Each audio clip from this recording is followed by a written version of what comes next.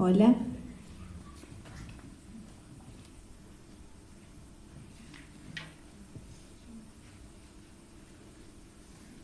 Bueno, yo les voy a hablar sobre nuestras investigaciones.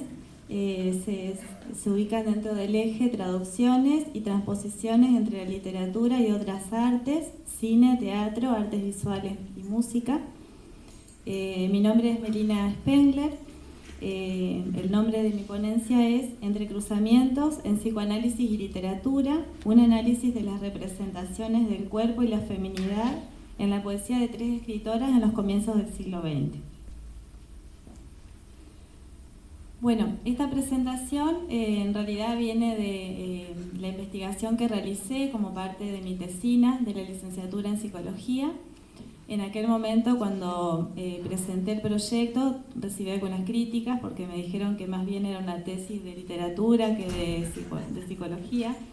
Así que bueno, aprovecho esta invitación que recibí de parte de una de las integrantes de nuestra cátedra. Digo, qué bueno que puedo venir a hablar a un espacio donde tal vez tengan más interés de escuchar una investigación sobre literatura. Bueno, la idea por ahí es hablar un poco de la relación entre literatura y psicoanálisis. Mi investigación, como les comenté, consistió en rastrear a través de las poesías de tres escritoras latinoamericanas, Delmira Agustini, que es uruguaya, Alfonsina Storni, que es argentina, y Gabriela Mistral, que es chilena, las representaciones que aparecen a modo de marcas en su escritura, en sus poesías, y que nos pueden decir algo acerca del cuerpo y de la feminidad. Bueno, esta investigación surgió justamente por una inclinación personal por la poesía, inclinación, digamos, que se unió a mi interés por el psicoanálisis y que me condujo a preguntarme justamente por la relación entre ambos, específicamente en el caso de las mujeres que escriben literatura en estos comienzos del siglo XX. Retomando a la escritora Marguerite Duras, que dice que no se puede escribir sin la fuerza del cuerpo, esta investigación partió del supuesto de que la poesía lleva impresa la marca y huella de su época y también la huella de la subjetividad de la persona por la cual fue escrita. Es así que se tomó a la poesía como un analizador significativo, analizador entendido como aquello que permite correr el velo, que permite hacer visible, algo que permanecía latente hasta ese momento. Cabe destacar que cuando hablo de que no hablo de una escritura femenina, digamos, sino de una feminización de la escritura, que se produce cada vez que se rebalsa el marco de significación que un determinado contexto otorga, digamos, a la escritura, para construir justamente un discurso que es diferente al mayoritario para una época. Una de las inquietudes que hizo surgir este trabajo es la pregunta histórica acerca de qué es una mujer, de la cual se desprendieron los interrogantes por el cuerpo y por la feminidad. La figura de la mujer, si bien se ha hablado, digamos, mucho, siempre ha aparecido a lo largo de la historia como un ser a veces exaltado, a veces denigrado. Incluso, digamos, para los investigadores del psicoanálisis, a pesar de las variadas investigaciones, Freud mismo se va a referir a la mujer como el continente negro y va a decir que si deseamos conocer más acerca de la feminidad, podemos dirigirnos precisamente a los poetas para preguntarles acerca de esto. Por otro lado, también la actividad del poeta, digamos, aparece como algo enigmático. Así es que Lacan va a decir que los poetas no saben lo que dicen, pero que sin embargo lo dicen antes. La actividad del poeta es un saber hacer con las palabras, un saber no sabido, y en ese sentido tiene muchas semejanzas con lo que es la tarea del psicoanalista. Freud sostenía que de cierta manera desconocida el poeta se anticipa al saber del psicoanálisis, ya que bebe de las fuentes del inconsciente. También, bueno, en relación a lo epocal, si consideramos ese contexto de modernidad emergente, el discurso de estas escritoras aparece como un cuestionador de los lugares que simbólicamente correspondían a las mujeres, ya que si bien el siglo XX se inició con grandes cambios históricos y culturales, las mujeres aún se encontraban en pugna contra los espacios considerados para ellas. Bueno, en el campo de la literatura, los imaginarios de estos principios de siglo conformaban dos campos inconciliables. De este modo se creía que si la mujer leía o escribía literatura perdía su feminidad, y si la literatura era escrita por mujeres se volvía inaceptable. De allí que durante mucho tiempo las mujeres debieron apelar al uso de seudónimos, por ejemplo, para lograr publicar y no ser por ahí criticadas también por la misma sociedad. Bueno, en América Latina esta escritura de mujeres comienza con Sor Juana Inés de la Cruz en el siglo XVII, pero con grandes restricciones. Recién en las primeras décadas del siglo XX podemos decir que surge una verdadera tradición de escritura de mujeres en Latinoamérica, que es el momento en el cual emerge la cuestión de la emancipación femenina y también la construcción del sujeto femenino. Bueno, acá las mujeres pueden comenzar a relacionarse entre ellas, a hacer visibles estas cosas que publican en la intimidad, y las voces de estas escritoras aparecen como portadoras de nuevos saberes y discursos que se pueden definir como femeninos, es decir, la mujer por primera vez hablada y pensada por la mujer. Bueno, para Ana María Fernández, cada época, en función de sus necesidades, delimita lo propio para cada sexo, instituyendo los géneros masculino y femenino. Por lo tanto, tenemos, digamos, un cuerpo real, pero también ese cuerpo real está atravesado por todas las significaciones que cada época le otorga al cuerpo y a los modos de ser mujer y varón que tenemos, digamos, en cada época. Bueno, para el psicoanálisis en sí, lo femenino es algo que no puede ser representado ni simbolizado, ya que no hay un significante que permita simbolizar aquello que a la mujer le falta, que sería el falo. Este fue, digamos, el gran desafío de cómo hablar de algo de lo cual no hay significantes, ¿no? Bueno, lo que me propuse justamente fue investigar de qué manera, a través del análisis de las poesías, se podían rastrear temas recurrentes que se entramaban con estas categorías de cuerpo y de feminidad, y que sí nos podían decir algo acerca de los modos de habitar un cuerpo y de asumir una feminidad. Estas tres autoras se valieron de una gran cantidad de recursos literarios, metáforas, personificaciones, imágenes sensoriales, paradojas, cambios de posición y fragmentaciones de sujeto poético, entre otras. Escribir fue para las mujeres al comienzo un modo de enfrentarse al poder, de apropiarse de la palabra para tratar de nombrar y de reconocer su cuerpo. Uno de los temas, digamos, que aparecieron en las poesías fue la cuestión de la creación, entendida como un recurso que posibilitaría hacer algo con este vacío, digamos, y con la carencia que se otorga a la feminidad. Entonces la creación otorgaría la posibilidad de crear un nuevo significante para ese significante que faltaría justamente. En relación a ello, en las poesías de Storni, por ejemplo, la autora hace alusión a la escritura como un recurso que le posibilitaría decir algo. Este algo aparece como un saber no sabido por la autora, que en las mismas poesías, digamos, se lanza a partir de una búsqueda, digamos, continua, que nunca termina, y que conlleva, digamos, esta esperanza de encontrar escribiendo aquello que está, digamos, en su interior. Bueno, también Storni se referirá en sus poesías a la importancia que tiene en su vida escribir. Ella lo nombrará como Eros, buscando aferrarse a la vida. En sus poemas justamente vemos cómo la poesía aparece como un recurso que la salva ante la falta de ese amor anhelado y también ante las tragedias de su vida, lo cual también puede verse en Agustini.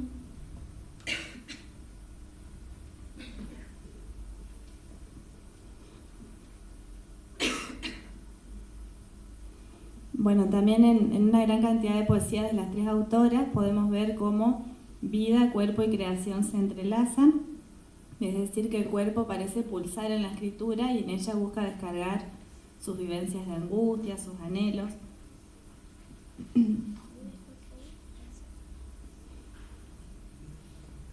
Por cuestiones de tiempo, digamos, no podemos por ahí leer las poesías, pero bueno, yo por eso las voy nombrando y tal vez algunos las conocen. También, bueno, Agustini hace mención al vínculo entre carne y escritura, donde el cuerpo deja marcas en la escritura, pero también la escritura hace sus efectos en el cuerpo. Por ejemplo, en el poema Voto de Mistral se remite a la función catártica de la escritura, a un alivio del cuerpo que se vuelca en ese poema que sangra. Bueno, por otro lado, también en las poesías aparecen representaciones críticas y legitimadas, digamos, respecto de la mujer. Dentro de las representaciones legitimadas, que son aquellas que no contradicen el discurso hegemónico de la época, aparecen la de la mujer niña o de la mujer madre o madre frustrada devenida en madre simbólica. Y dentro de las figuras críticas tenemos la madre soltera, aquella mujer que expone de manera libre su deseo, la mujer trabajadora, la mujer que emplea un lenguaje masculino para describir, digamos, el mundo, o la mujer feminista. Dentro de esto, digamos, podemos encontrar como un rasgo la cuestión de la mirada en las poesías. Por ejemplo, en el poema Encuentro de Alfonsina Storni, bueno, la mirada anteriormente al siglo XX era patrimonio exclusivo de los hombres, por lo que la mujer era más bien musa inspiradora, digamos, que creadora de poesía. Ahora la mujer ya no es el espectáculo, digamos, que se presta a la vista del hombre, sino que ella es la que observa y, como en este poema, incluso la que juzga con su mirada al hombre con el cual se cruza en la calle. También hay un cuestionamiento de actitudes tradicionalmente atribuidas a la mujer, que se expresan por medio de la ironía y adoptando una postura de ruptura, como en el poema Queja de Alfonsina Storni. Hay una conciencia del propio ser y también aparece esta cuestión de la soledad como un precio a pagar por animarse a la búsqueda de sí misma. También, bueno, la cuestión de la castidad, en el poema que seguramente todos conocen, Tú me quieres blanca, donde ella alude justamente a esta cuestión impuesta social y culturalmente a la mujer respecto de la castidad. También, bueno, el derecho a la independencia femenina y el reclamo a no ser comprendida por el hombre aparece en El hombre pequeñito. O en poemas como Bien pudiera ser, donde la autora hace alusión, digamos, a toda una tradición de mujeres de su familia que vivieron a la sombra del hombre y en el silencio, y que ella se manifiesta como sintiendo todo esto largamente reprimido, digamos, por las mujeres de su familia, y transformando así su voz en la voz de todas las mujeres de su casa materna. Bueno, en el caso de Mistral, por ejemplo, podemos ver que la autora por ahí hace uso de una estrategia discursiva que consiste en utilizar una voz hegemónica como es la voz de la maestra para validarse, digamos, dentro de un contexto que podría recepcionar de manera crítica su discurso. Bien, después otra de las cuestiones que aparecieron, digamos, en el análisis de estas poesías fue la cuestión de la muerte. Bueno, el psicoanálisis considera, digamos, por ejemplo, en la figura de las parcas, una de las parcas es la que corta el hilo de la vida, ¿sí? También aparece, bueno, esto de la personificación de la muerte en el mismo acto de dar vida. Por ejemplo, la mujer, que es la que puede procrear, en este acto de procrear también, digamos, trae consigo esta cuestión de la sangre, del feto, ¿sí? Entonces, por ahí, esto de lo siniestro, digamos, como algo que está presente dentro de la vida misma. Bueno, Colovini dice que la libertad de encontrarse con la posibilidad de la muerte es la que abre justamente todas las posibilidades. Estas tres autoras no esquivan, digamos, el tema de la muerte, sino que lo abordan en sus poesías, y así, digamos, hasta la vida misma parece expresarse en función de la muerte. En muchos poemas, por ejemplo, de Alfonsina Storni, donde la muerte aparece como aceptación, como un deseo, como una bendición, como un descanso. Y así la autora la suele imaginar como blanca, bella, justiciera. Bueno, la biógrafa de Alfonsina Storni justamente dirá que la raíz de su vocación fue la lucha de la vida contra la muerte. Y esta cuestión también de la creación, sí, como un modo de evitar esta cuestión de la muerte. La creación a través de la escritura. Bueno, por otra parte, en relación al amor y la sexualidad, estas tres autoras se caracterizaron por un particular tratamiento de la cuestión amorosa, que se aborda desde la vertiente erótica, donde por ahí son dejados a un lado los tradicionales postulados sobre la moral, digamos, de la época y el modo en que comúnmente la mujer abordaba su sexualidad, ¿sí? Así, bueno, la mujer a través de la poesía accede a nombrarse a sí misma como un sujeto deseante, con un cuerpo que siente, que desea y que puede hablar justamente a través de la poesía. En Agustini hay una utilización de recursos pertenecientes a una simbología religiosa que buscan justamente divinizar lo erótico como un gesto de cierta manera de rebeldía y que son indicios justamente de poder expresar esos deseos largamente reprimidos. También aparece el uso de imágenes atrevidas y poco convencionales para la época en sus poesías, como corolas que se abren o cuerpos que se entregan a la voracidad de los buitres, y también la idea de que el conocimiento puede ser alcanzado por medio de la carne. Bueno, en Alfonsina Storni también aparece esta sacralización de lo erótico, así el amado, por ejemplo, en muchos poemas aparece como una divinidad, es decir, aparece la búsqueda de un amor que no se podía encontrar en un hombre real, y con eso mismo establece también una crítica a la concepción misma del amor, ¿sí? De las posibilidades de lograr el verdadero amor en el plano de lo terrenal. Esta idea del amor como inalcanzable aparece como un sentimiento que se apodera de toda la vida de la escritora en una búsqueda interminable. Para el psicoanálisis el amor, digamos, justamente se relaciona con una búsqueda de ser. Colovini va a decir que en las mujeres el amor está estrechamente vinculado con el propio cuerpo, como que sería lo que le permite de cierto modo darle cierta consistencia, digamos, al ser y a la propia existencia. Por ello justamente la falta de amor se asocia en las poesías con el morir y con el estar perdida. Bueno, en Alfonsina Storni también hay una crítica respecto del lugar de la mujer dentro de la sociedad y una ruptura con los ideales de la época.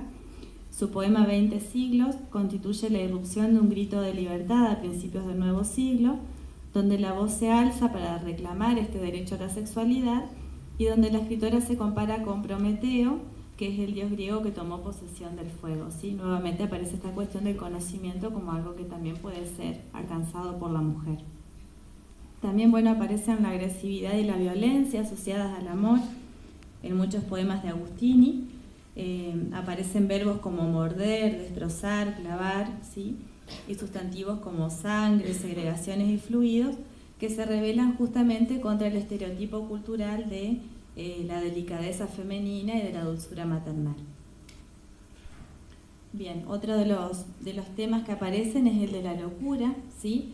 La locura no entendida justamente como locura como por ahí conocemos, sino como algo que hace alusión a lo diferente, ¿sí?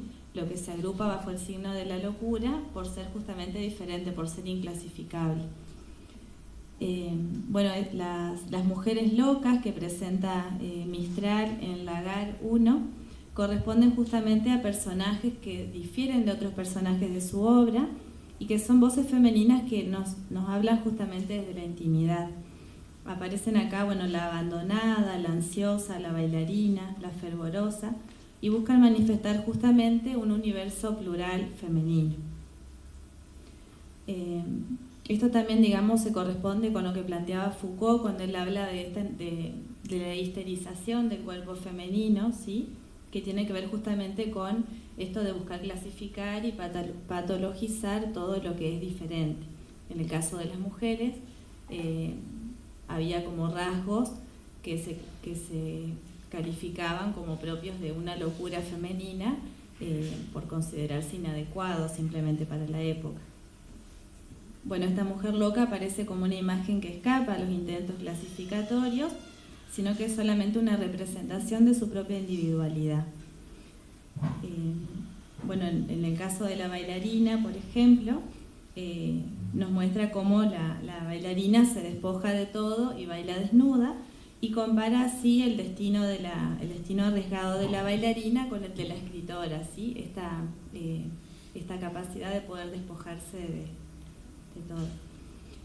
También estas mujeres locas de Gabriela Mistral nos traen este dilema de encontrar arraigo solamente en la palabra, es decir, de ser extranjeras, y que van justamente tras este deseo de pertenecer, lo cual también, digamos, se corresponde con la vida personal de la autora, ya que Gabriela Mistral tenía una relación muy ambivalente con Chile, que era su patria, ¿sí?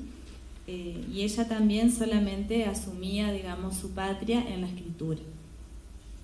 Bueno, en otro de sus poemas, que es La extranjera, también hace referencia al lenguaje incomprendido de la extranjera, que no alude tanto a la utilización de signos que son desconocidos por la sociedad, sino justamente a la incapacidad de la sociedad de cobijar a esta extranjera, ¿sí? Que es justamente portadora de un lenguaje que habla con el cuerpo, ya que dice que jadea, que gime, ¿sí? Bueno, y también es extranjera porque se atreve a decir algo con este lenguaje que es incomprendido, aludiendo también así a su propia labor de escritora. Bueno, ya casi terminando, después aparece también esta cuestión de la utilización de elementos de la naturaleza, ¿sí? Para hacer alusión al cuerpo. Así, bueno, esto permitió nombrar las experiencias del cuerpo y abrirlo a nuevos significados diferentes a los preestablecidos. Se trató de nombrar experiencias femeninas con palabras plagadas de sentidos, es decir, palabras que permiten evocar sensaciones, lo visual, lo táctil, lo olfativo, y la utilización de toda una serie de elementos pertenecientes al mundo de la naturaleza, como los ciclos naturales, el mar, la luna, y también el mundo de lo místico, ¿sí? Como veíamos en Delmira Agustini, por ejemplo, las diosas, los rituales religiosos, que aparecen como nuevas formas de nombrar el cuerpo y las sensaciones. Bueno, en el caso de Kristeva, habla de una operación que llama la arqueología de la propia imagen, desde la cual dice se pueden reunir los pedazos de un cuerpo que aparece como fragmentado para lograr así nombrarse. Esta desmembración del cuerpo femenino aparece en muchas poesías y busca justamente negar la idea de un cuerpo único e inmóvil para referirse en cambio a un cuerpo que le es propio y que es múltiple. Bueno, por ejemplo, este uso de elementos de la naturaleza aparece en poesías como La loba, de Alfonsina Storni,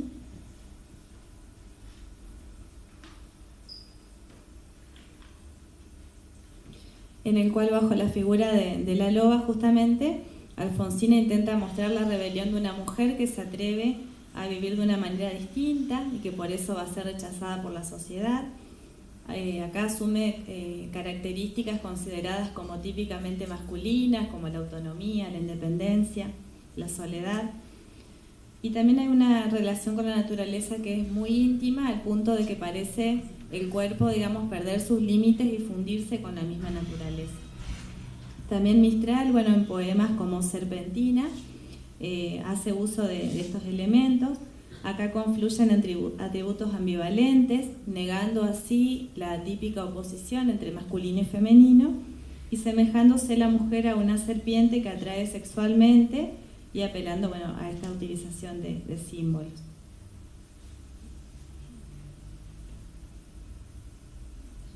Bueno, después en relación a la belleza, que fue otra de las categorías que construyen la investigación, el psicoanálisis considera que la pulsión escópica, que tiene que ver con la mirada, es la que organiza la libido femenina, por lo que todo el cuerpo, digamos, se volvería así un objeto de simbolización en el caso de la mujer.